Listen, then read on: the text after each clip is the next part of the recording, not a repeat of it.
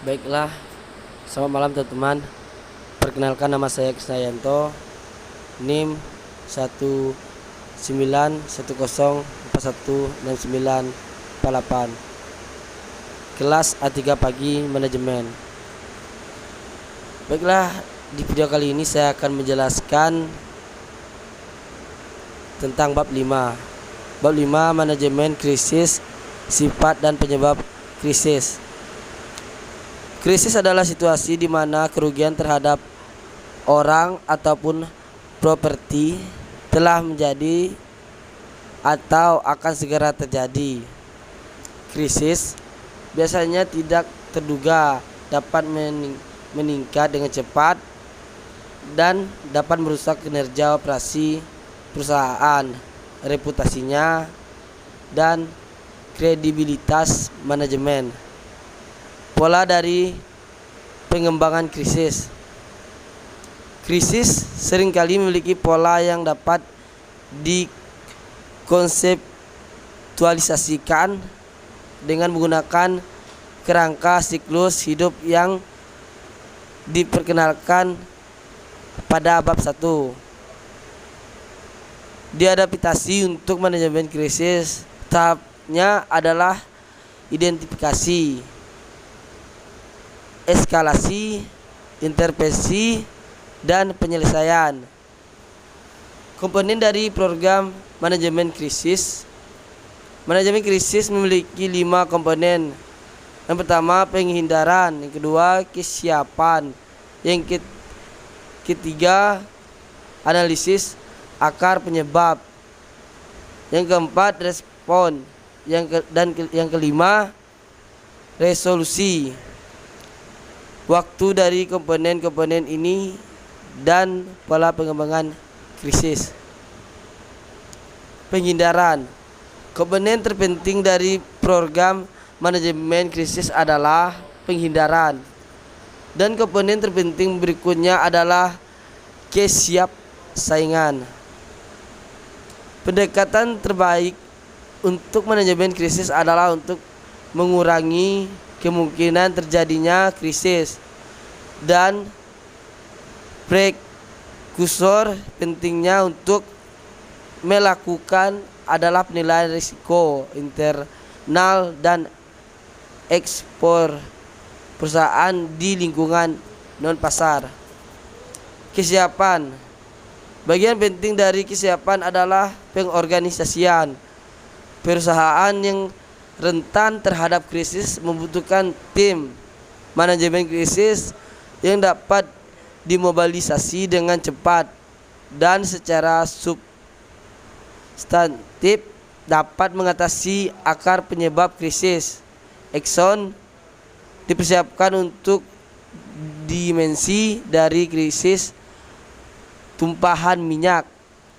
Exxon memiliki rencana pembersihan, kesiapsiagaan Walmart dan badai Katrina. Dengan lebih dari 3.300 toko di Amerika Serikat, Walmart berpengalaman dalam mengenai berbagai jenis krisis, termasuk bencana alam.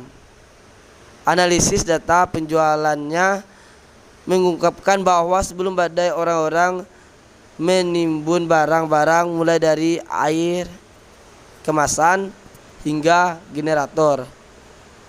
Dan setelah badai melanda, mereka membeli gergaji mesin untuk perlengkapan pembersihan. Analisis akar penyebab. Langkah pertama dalam mengembangkan tanggapan yang efektif adalah menganalisis krisis.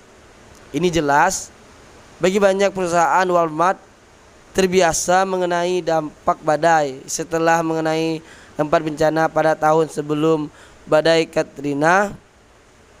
Tanggapan responder mencangkup tindakan untuk menyelesaikan krisis, mengenai akar penyebab, dan berkomunikasi dengan pemangku kepentingan publik dan pemerintah. Tindakan yang tepat beruntung pada penyebab dan situasi spesifik. Komunikasi efektif dan tidak efektif. Komunikasi yang perbaikan adalah dua komponen utama dari responden kritis.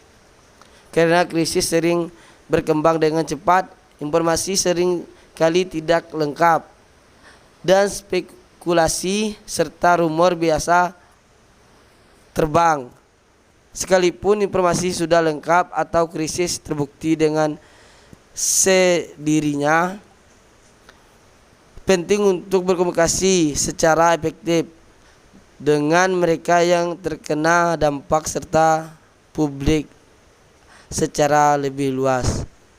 Tanggapan Hartbal pada tahun 2007, pemerintah Thailand mengeluarkan lisensi wajib untuk produk obat-obatan yang digunakan dalam pengembangan kanker, kondisi jantung, dan AIDS. Lisensi memungkinkan pembuatan obat generik di India dan tempat lain untuk memproduksi obat yang patennya belum kadaluarsa. Resolusi krisis